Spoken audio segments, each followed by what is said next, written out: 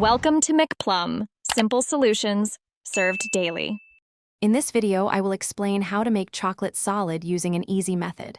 First, we'll discuss melting chocolate gently to avoid burning.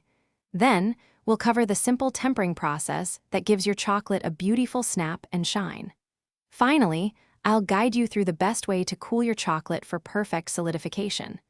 Let's get started on creating delicious, solid chocolate treats.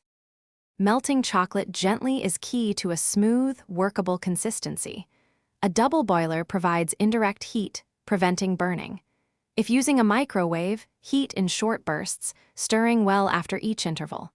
Always ensure no water gets into your chocolate, as this can cause it to seize and become lumpy. Patience here pays off for a perfect melt. Hey everyone, if you're finding these tips helpful, please hit that like button and subscribe to the channel.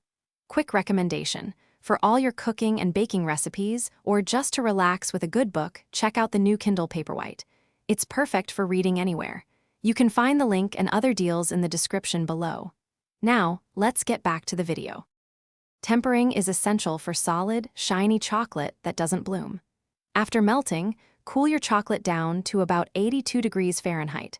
Then, add a few pieces of solid chocolate to encourage proper crystal formation. Finally, gently warm it back up to 88 to 91 degrees Fahrenheit. This process ensures a stable, beautiful finish.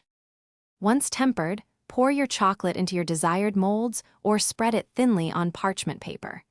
The ideal setting temperature is cool room temperature, around 68 degrees Fahrenheit. Resist the urge to put it in the refrigerator, as rapid cooling can lead to dullness and sugar bloom. Let it set naturally for the best results. Thanks for watching, stay juicy, and subscribe.